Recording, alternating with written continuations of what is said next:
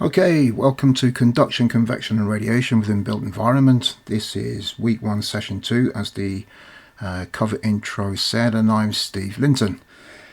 Right, where do we start? Okay, just to let you know that the majority of these lectures, if not all of them, are created at home office, which means that from time to time you may hear my cat Florence demanding to be fed or let out. You might hear the kids screaming next door.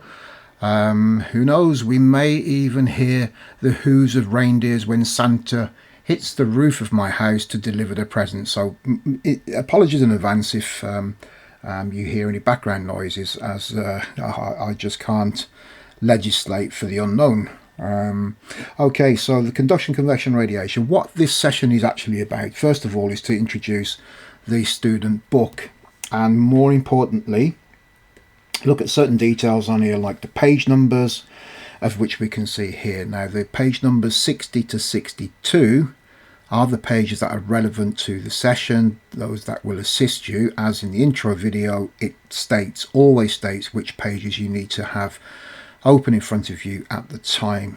Now, one thing to be said about these pages are they are the fundamental basics. They're very, very good information, and they underpin the knowledge that you will need to successfully pass the external exam for Unit 1.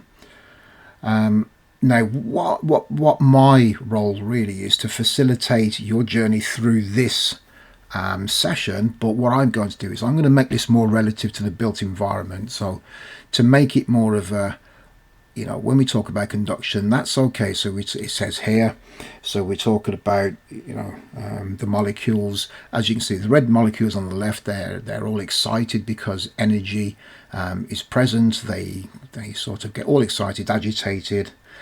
They bump into the molecules next to them. They become just as agitated or equally agitated, and they become what we say equilibrium. So the heat travels from the left to the right, up, down, inside out, you name it, until such time where equilibrium is achieved. In other words, the balance. So the heat is consistent throughout the object or the material. Okay.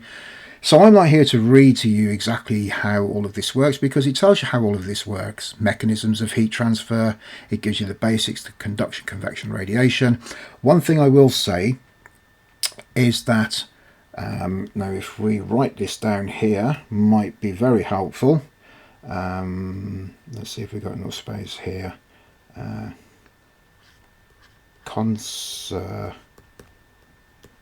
Conservation of energy, and this is one of the laws of thermodynamics, and effectively what it states is that energy will always exist. In terms of in fact the actual statement is energy cannot be created nor destroyed, it can only change form. So changing form from a solid to a liquid to a gas could be an ice cube that's rapidly had heat applied to it, so it changes from a solid state into a fluid state into water as it melts, and then it boils, as you can see in the drawing at the bottom here, and there. That's kind of all that's going on. So most of you probably know all of that anyway, so it's a good thing to catch up on these pages. There's page 3 there, which gives you the acceptable thermal comfort parameters, of which I'm going to go into a little bit more detail. And a lot of this stuff here is an underpinning knowledge that, see, what the exam expects you to do is to take what you can see in front of you now, which is what we call theory. Okay, this is the theoretical information. Now, the trick is actually applying that information. So it's all very well, you might be, someone says to you, what is conduction? You say, conduction is the flow of heat energy from one atom to another through physical contact. And that sounds brilliant. That sounds great. But when they say, well, how does that apply in buildings? That's when it starts to get a little bit more tricky, because you have to have a wider understanding of buildings, fabrics, design processes to actually give a really good answer a convincing answer of what, you know, conduction in the built environment, so to speak. So that's where I come in. Now, one thing that I must point out here, let's get rid of all of this. Let's get a nice clean sheet again. Okay, now what you see here is there. We've got parameter just there. We've got description just there. We've got the units and measured width. Now that's really important, very important.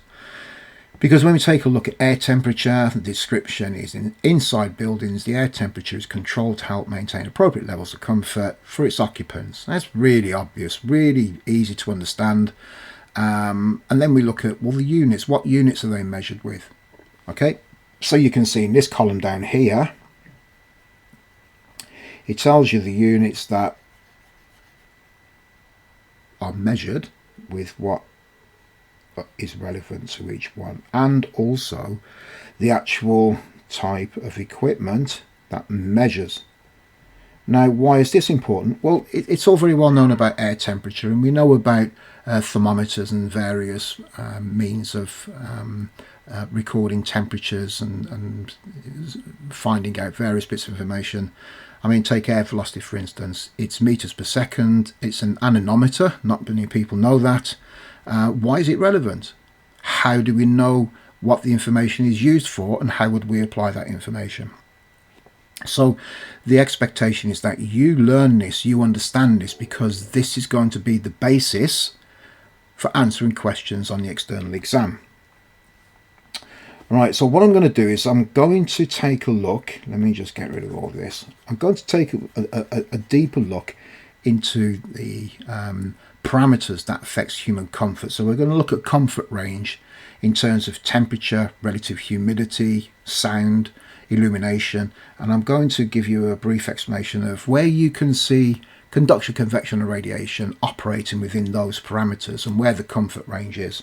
And then we're going to go on to look into a little bit more scientific detail of just exactly where conduction, convection, radiation actually is applied within the design process and how it affects our human comfort. So let's take a look at that.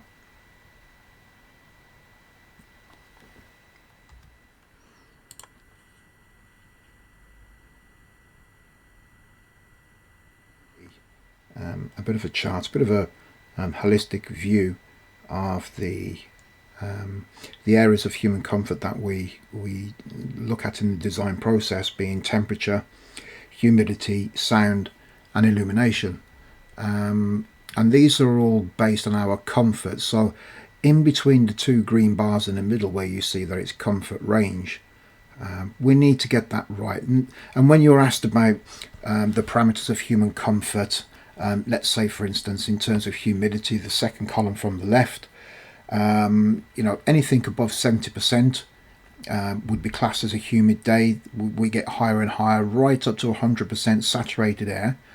Now that has serious comfort issues, human issues, when obviously we can't perspire at that temperature, because what's happening is the dry air temperature is actually saturated with moisture, meaning that it's extremely humid. And if we, let's say for instance, we were in a position where we were walking through the jungle, naturally our bodies are around about 36 degrees, it's 40 degrees in the jungle, it's 100% humidity.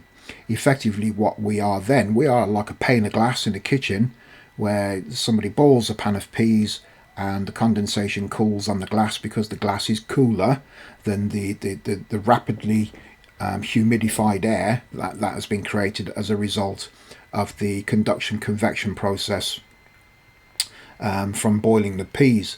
So it's difficult for us because then we become very uncomfortable because we can't naturally perspire, because we feel like we're sweating, but actually we're not sweating because the moisture in the air is actually settling on our bodies, because we are that pane of glass, because we're cooler than the surroundings, so therefore we can't perspire. So that leads to some serious health issues, you know, and obviously when we're in extreme temperatures, be them hot or cold, I think we're basically aware of how the human body is affected in that way. So if we can't cool down, then our core temperature is going to heat up, and then that becomes dangerously critical. So if we start from the first column of temperature, obviously 100 degrees is the boiling point of water, and then the opposite is freezing. So what we would say the comfort range, 25 degrees on a summer's day, 5 degrees on winter's day. Obviously, depending on where we are, will depend on whether we turn the heating on or off. We might be in an ice skating ring, so we're not going to turn the heating on, but we might wear some warmer clothing as a result of that. So that's just a sensible approach. So when we're designing, obviously we look at designing maybe classrooms, for instance, operate at around 21 degrees. So we know that we're well within that comfort range. So that's what we need to achieve through calculation and design. The humidity we've just mentioned, we go down to 40% dry air, which, anything around about there and downwards, we start to get dry throats, we get stuffy, we could dehydrate. A lot of the moisture that we breathe in, a lot of the moisture that we take in as human beings is actually through air, and through the membranes in the nose and through the pores in the skin is where we also get moisture, not just drinking. Or obviously at 0% dry air, we're going to get migraines, headaches. This could become critical as well. Sound is 140 decibels threshold of pain, so anything above that we're going to do some serious damage. In general, 70 decibels is a busy office, or shall we say, a very active classroom. Everybody's on task, everyone's studying, everyone's working in groups, and they're all excited about my lessons, obviously. Then we get to 30 decibels, which is perhaps a library, very quiet study, places of worship, maybe even less than that, right down to the threshold of hearing, which is 0 decibels. And interestingly, 0 decibels is actually not pure silence, of which when I do cover sounds, you'll be interested to find out why. And then we've got the illumination. So typical sunlight, 50,000 lux. You can see that 10,000 lux is shop display, so we want some very bright circumstances, so we can really show off the colours in the clothes and the items, the furniture, the latest trainers, Adidas, biffers, whatever you want to call them. And then we've got the office lighting, classroom, typical around 400 lux, and then 50 lux in the hallway. And the point of all that is that these levels of lighting, of sound, of humidity, temperature, they are for human comfort, for carrying out tasks that you're expected to carry out. So we wouldn't ask anyone to do fine embroidery in a hallway at 50 lux, because that would be compromising human comfort. They would do it in perhaps 1,000 lux, so it's a little bit brighter than office lighting because of the finer detail, and so on and so forth. Now, if we take a look a little bit closer into some of the areas of conduction, convection, radiation. Conduction specifically, if we look at the first one, climate and thermal mass. Now, the way this works is effectively thermal mass is the planet. Thermal mass are effectively materials, parts of structures, etc., that are densely in a molecular structural way. They're very dense. If we take a look at the image there, where you got your heat stored and heat released, what's happening there is you're getting solar gain from the sun. So electromagnetic radiation is how we perceive heat. So the concrete walls, the bricks, the ground itself, the concrete slabs, the foundation, all starts to warm up during the day, and then that's stored in a thermal mass. So that's like a big massive heating battery where the sun goes down and then the heat is released very slowly throughout the night. And in the olden days we used to have things called storage heaters, way before any of you lot were born. But storage heaters were effectively storage heaters that would heat up at a certain point during the day, which would be cheap to buy electricity during those hours, and then they would release heat. Effectively, it was like a big chunky radiator full of bricks, where energy was passed through them, heat energy, electric energy. They would heat up and then slowly release that energy through the night. So a typical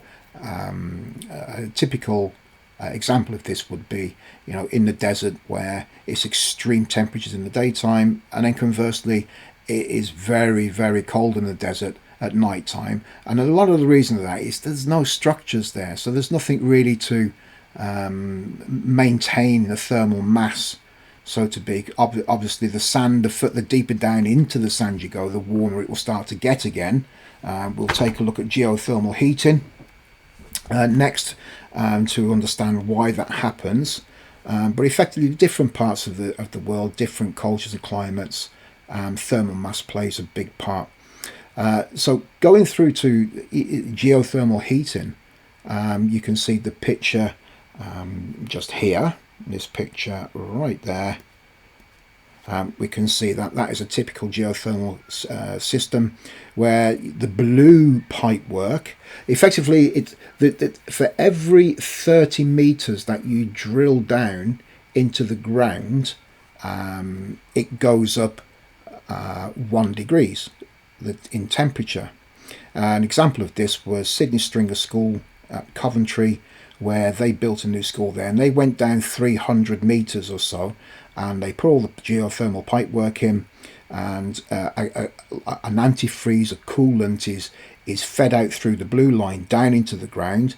It gets heated up, so in this case it was heated up to 9 degrees, and then it's pumped back in through the red line back into the building. And what that actually does, it uses if we set aside the initial cost of the system itself, you've got a school that after the Christmas break, in January or early February, temperatures could be as low as -8, -10 degrees. However, inside the school, it's a minimum 9 degrees, and that's free energy. That's sustainable. That is really, over the years, that's going to return a huge amount of savings and climate, carbon emissions and embedded energy and so on and so forth. So when they come back from break, they don't need to heat the building up from -8 degrees, which all the other schools might be. They would only have to heat from 9 degrees, up to 21. A difference of being 12 degrees rather than having to come from -8, which would be 29 degrees, almost 3 times the amount of energy to get there. So the seasons affect the thermal mass. Okay, so during the season, with thermal, the benefits of thermal mass in terms of conduction is that the heat energy hits the solid objects, hits the ground, and slowly the energy is conducted through the molecules, through the thermal mass. It all heats up, and the deeper into the ground it goes, the warmer it gets. And the seasons, so if you've got like autumn, it takes several weeks, maybe a month or two, to actually lower the ground temperature by 1 degree. It does take a lot of time. So we design with this in mind. So concrete foundation and open concrete surfaces, such as highly polished concrete floors in houses, are very desirable. They can be very aesthetic, very, very design-led. But they serve a real good purpose as well in terms of heating a building up, or conversely cooling a building down. So in the Middle East, for instance, you have your big buildings where they're very open, spacious, marble floors, granite or marble walls, etc. And that's designed, the blinds are closed, the shutters are closed, and that's designed to stop the solar gain, e.g. the sun, from hitting the thermal mass, e.g. the marble floors, etc. So they remain cool. So at night time, when it's really warm outside, etc., etc., you've got this thermal mass which is not releasing heat, it's absorbing energy, but it's taking the edge off the heat because the floor is cool, and it assists in human comfort. If we look at the weather, now we look at heat gain and heat loss. So we can see the image on the right here, and the solar gains with the yellow arrow, obviously coming from the sun. We've got the internal heat gains, which is people, equipment and lights.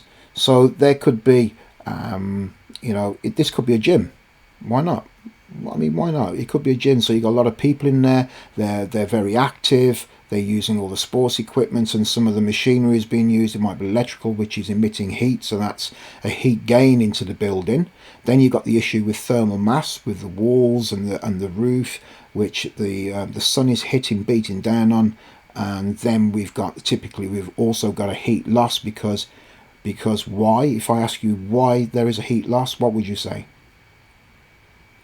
That's right, because of equilibrium, because of the laws of conservation of energy. Heat will always travel to the coolest point. So you may get that you'll get the heat in and it'll go out. And this is an important bit here where it says balance.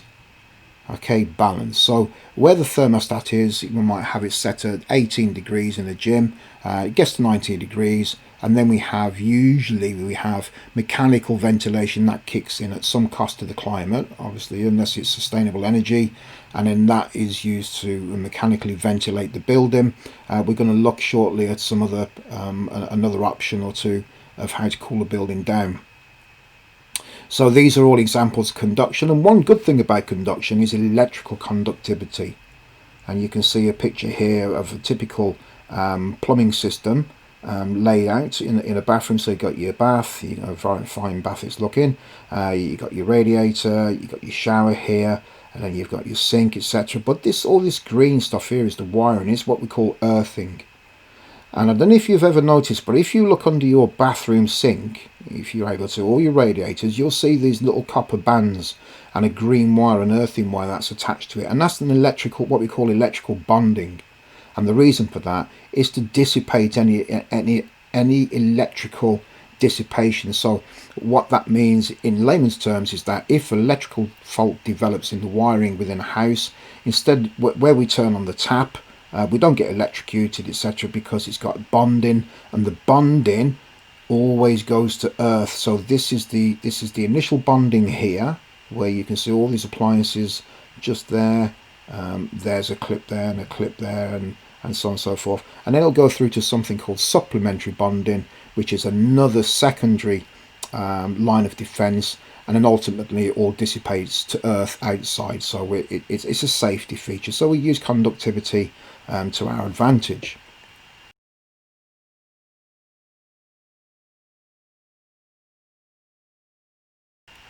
Now if we take a look at convection, this is one of my favourites, one of the interesting ones here. And I'm going to talk about the stack effect first. And the reason is because I'm going to have to draw something in a second on this one. Now the stack effect is effectively also equilibrium. And when we look at the house like this, we see typically what happens is humid air enters here, warm air rises, so we've got this convection cycle going on. So the warm air rises, cool air replaces the warm air, etc., etc., and then warm air escapes, which is a good system. Now what we don't want is we don't want our homes to be hermetically sealed.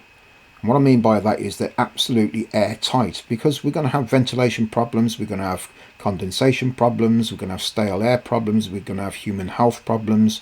So we do need to regulate ventilation. We can't just heat a building up and keep it heated. We need to change the air and keep it clean, and so on and so forth. But where the stack effect actually comes in is that there's a pressure involved in houses and structures where if the pressure inside is equal to outside, there'll be no movement in air, and then it will become static and stale, and so on and so forth. And that's why we extract. So you can see this up here, and here there's a vent here, an extractor here. So it's constantly sucking air out, obviously. So we're going in like that, and then we're coming in and we're cycling out like that every single moment of the day. And that's to ensure that we're conforming to building regulation, and so on and so forth. So convection is extremely important. Now this here, this particular drawing is actually, it's a cross section of a cricket, like a grasshopper, a cricket. And the interesting thing about this is that crickets, they actually don't have, I wonder why my colour's not changing to what I want it to be. Let's just change that, and let's just go in with this one. Let's try that. Yep, there we go. So here we can see something called a spiracle, just there. Okay, so it's actually a spiracle. Now that's a really important bit of equipment for a cricket, and the reason being is that crickets don't have a cooling down system, a thermoregulatory system like humans and most other creatures on the planet. So how do they cool down? I mean, it's important. They can't just overheat, and they may be in extreme temperatures. They may be very active. They may be mating. They might be fighting. I don't know what grasshoppers do. I don't know. Are they rule breakers? I don't know. What we need to look at is the way that they cool down, and with that, we're going to take a quick look at something called. Let me change my ink pen again. I'm loving it. We're going to look at biomimicry.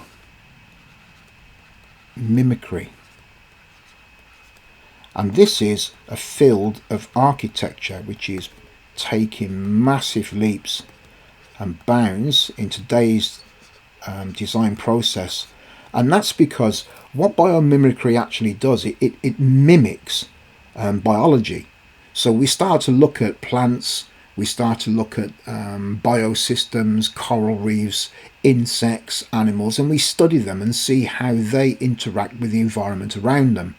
So typically where we throw lots of mechanically or electrically driven machines to maintain our comfort, like air conditioning units, which are so damaging to the atmosphere and to our health, or can be. We look at biomimicry. Now with biomimicry, what happens, going back to the spiracle, the spiracles are actually little openings, little vents inside what we call the thoracic cage. So this whole thing, this cross section, is the thoracic cage. So the thoracic is really the chest. We've got a thoracic cage where it's the rib cage, and inside there is our vital organs, our lungs and our heart, and that's how we cool ourselves down. But it's different for the cricket. So what the cricket actually does, it actually draws in air through the spiracles, and it actually ventilates it on the other side. So it's convection. It's a ventilation system. It's what we call passive ventilation, and we can change the way that we design our buildings given this as an example. And what an architect did, she actually designed bithermal metal and this is a really, really old technology, bithermal metal. Now, what happened was that she introduced these little thin pieces of metal material, etc., and what she did, she placed two of them together like that, so they're stuck together like this, and each one of these pieces of material, pieces of metal, these are extremely thin, so we're talking microns. So this could be 5 microns, this could be 3 microns, and the point of that is that each of these at say 20 degrees will bend at different temperatures. So at 20 degrees, this one, let's say at 20 degrees is bending, no problem. But the thicker one here at 20 degrees is actually behaving very differently. It's actually still flat. But when you meld the two together, by changing the thicknesses of these two layers, we can change when these materials actually bend at whatever temperature we want it to do. So what is the point of that? Well, I'll tell you what the point of that is. Let's take this out the way for a second. It is really cheap to heat a building. Very cheap indeed. What is expensive is cooling it down. So this is where our mate the spiracle comes in. This chap here, the spiracle. So what we do now is we design a structure like this, of what a shape you want, and we put these bithermal metal strips all around the building, and we can put them in different colours, different configurations. We can make it look nice. That's not a problem. So this is what it's like at say, let's say 18 degrees, and all is quiet, and the building's nice and comfortable, but then all of a sudden the temperature rises very quickly and we've gone to 23 degrees. Now we're getting to the point where human comfort starts to get affected. So what happens is that these start to open up because they bend at the temperature that we want it to. Okay, and you know what's coming next? The spherical system here. So inside the building, let's change it to there. Inside the building, we would have, very similar to the thoracic cage, we would have a network of ventilation pipes in an exoskeletal style. So all the ventilation would run around the outside of all the offices, all the rooms, etc., etc. They would connect to each other. Actually, I better just do that there because obviously we need the whole thing to flow, don't we? And let's have one there, and then let's have one there. So let's just complete the drawing. So like this. What a fine drawing this is too. You're privileged, I know, no need to thank me. So what we see here now is we see a system where air, here's our air coming in, and it's coming in through the spiracles into the ventilation system like this, rapidly cooling down all around the offices, etc., etc., every direction, so on and so forth. And then it's exhausted out, or usually it's exhausted through what we call a ventilation exhaust, which is usually housed on top of a roof. So then all of the expelled air and all the stale air goes with it. Now the cost of that system is zero, apart from obviously the initial installation. It's something that we've copied from nature, and we don't need any mechanical intervention. We don't need any energy involved with this. Once it's been installed, that's it. There's barely any maintenance. Obviously you need to keep this clean, you need to clean the vents and stuff like that, but that is an extremely clever use of biomimicry.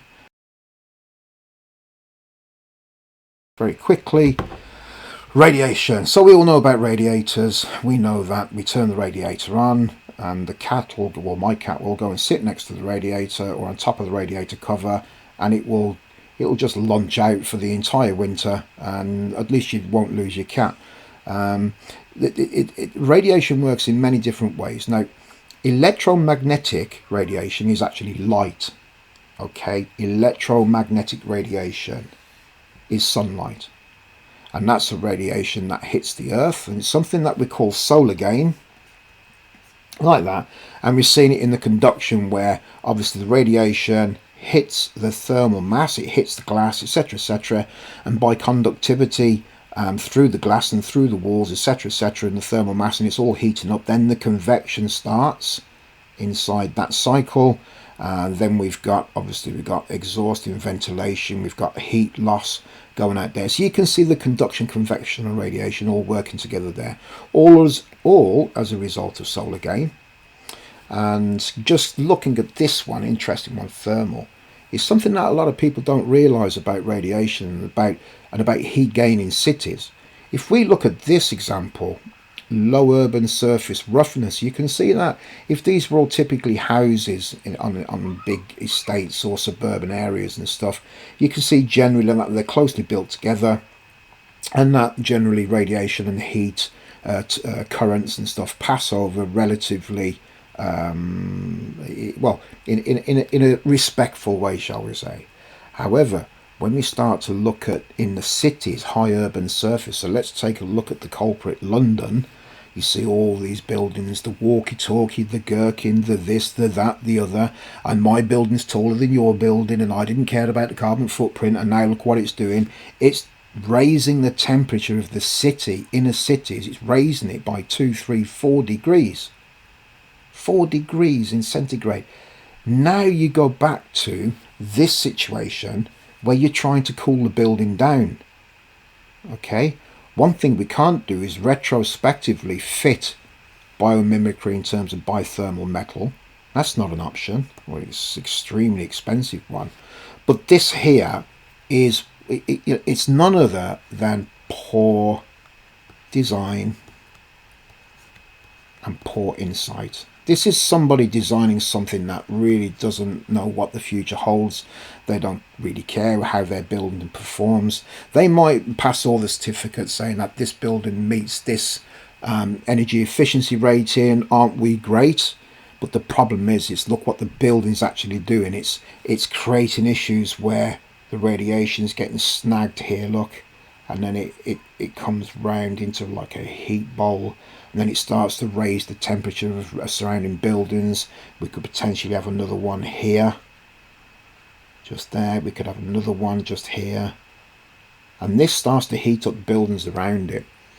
And you know, with conduction, convection, and radiation, the way that all of that works, that actually accounts for a hell of a lot of heat gain in cities where we just throw more mechanical and electrical intervention to try and cool ourselves down to meet building regulations in terms of human comfort and obviously our own comfort needs. So that's where I'm going to leave it now. So I make sure that you read the pages in the book, understand conduction, convection, radiation in the theoretical term, and take a look at what we've just done in the last 15 minutes and say, well, this is where it's applied. Look, start to think outside the box.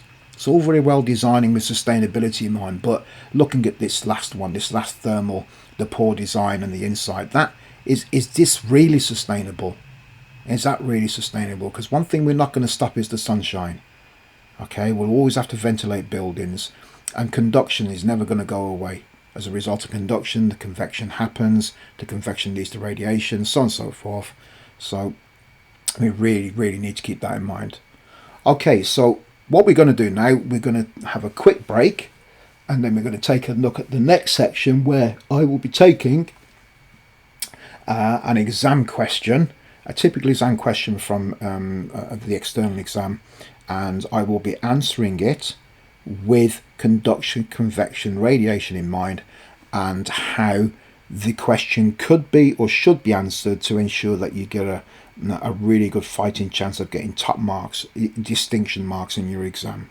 Okay, so let's have a quick break and then we'll return with the exam question. Okay, so this is going to be a section on answering an exam question. You can see the actual page itself. It hasn't got the page. Can you see it? Oh yeah, you can. Page 75 down the bottom here of your student book, and you'll see that assessment practice is all those questions there relate to all of Unit 1. But you can also see that there are certain questions in there. We can see like this one's quite an interesting one. That one there. Two industrial washing machines running side by side, each have a sound pressure level of 75 decibels. Calculate the combined sound pressure level of the two machines. So you can see that the questioning, the way that they do it, is you've really got to apply your understanding rather than just answering a multi-choice question. And you can see that question actually only carries 3 marks. I'm going to look at this one here. B. It is explain 3 personal factors that affect the perception of thermal comfort. However, we do need to take a look at a few things in actually how to answer a question. So let's take a look at that. Let's see how we actually answer a question. So the first thing we need to do is plan. I mean, have we ever thought about that? Planning a question. So really that's the obvious. It's, have I read and fully understood the questions?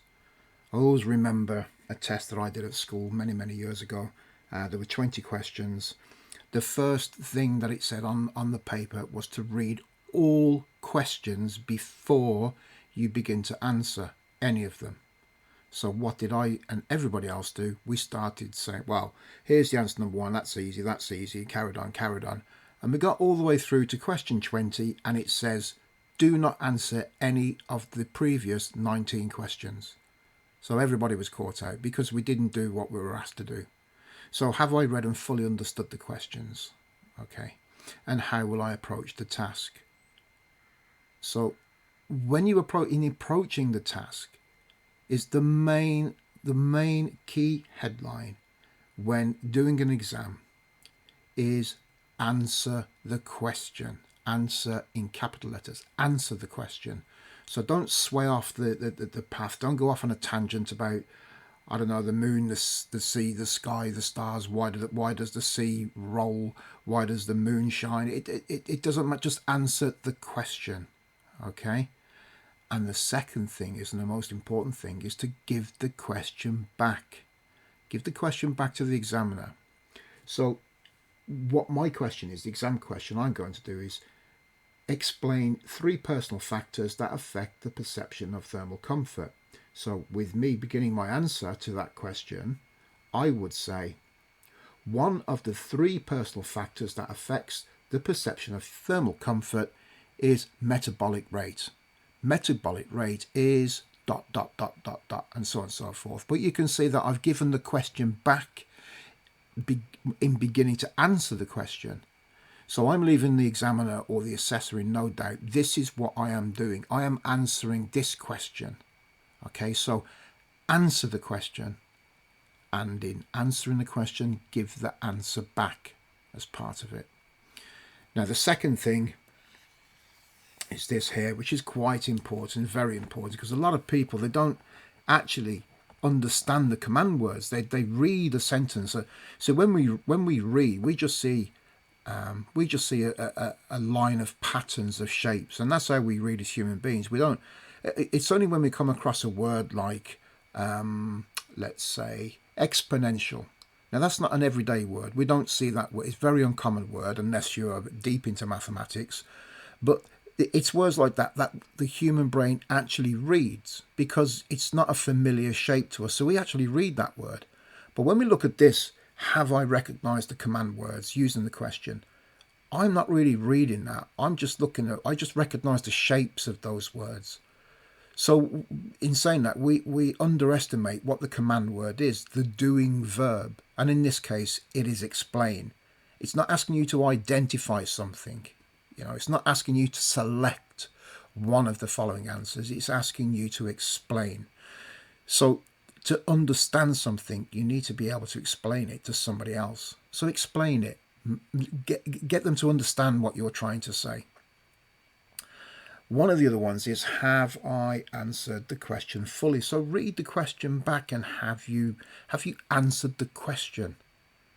Okay, so don't get caught out on very easy pitfalls where you're leaving the examiner thinking, well, I don't really understand what this person's saying. They've gone off tangent a bit. I can't really award the marks for this because I'm not really sure they're answering the question. So, number 1, answer the question. Number 2, give the question back in your answer. Leave the examiner in no doubt. Okay, so now let's take a look at my answers then. So I said, I'm going to explain 3 personal factors that affect the perception of thermal comfort. So the question asks, explain 3 personal factors that affect the perception of thermal comfort. So the doing verb in this question is obviously explain. So explain 3 personal factors.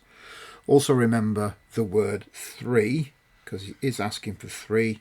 Quite often I see maybe just 2 examples given, or 1 example, and the person forgets to actually go back and complete them. So that's why it's always go back to your question and to your answer and read them both. Have you answered that question?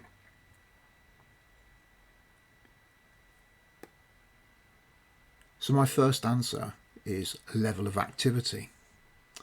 So reading that there, one of the 3 personal factors that affects the perception of human comfort is the level of activity.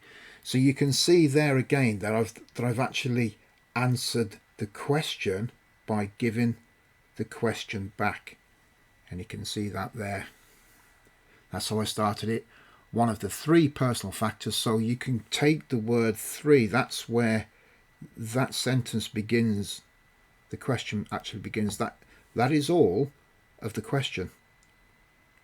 3 personal factors that affect the perception of human comfort is the level of activity. So this answer is clearly demonstrating that this is what this answer is about. So we need to understand in the design process what the intended use of the building will be, and from there we would design appropriately. So if it were to be a gym, then it would be acceptable to design with the level of activity being a strong contributor to heat gain through human activity, as the perception of human comfort would be feeling very hot as a result. Conversely, a library would be designed in a different way, as activity would not be a contributing factor to heat gain, and as a result somebody in a library would perceive feeling cold if the same settings for a gym were the same for the library. And so both examples would require different human comfort settings in terms of heat and ventilation. So about a little bit about that. That's a detailed response. You could bring that down slightly in word count, I would imagine. Certainly leave the question back in there, the 3 personal factors. Make sure you leave that. But with the nature of the question, and if you read the question properly and you plan your answer properly, you'll find that when looking at the second metabolic rate, you'll start to see that the whole thing about human comfort starts to, it all melds into each other.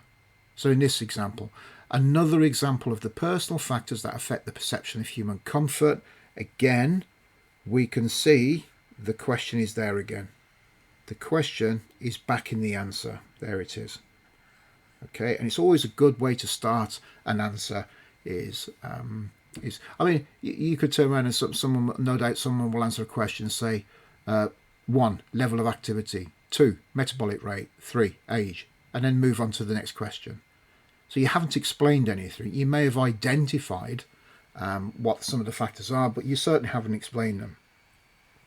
So this rate differs between gender in that females are 5 to 10% less than males and reduces with age. So there's 2 factors there about gender in terms of gender. One is stronger than the other in terms of metabolic rate, and both reduce with age.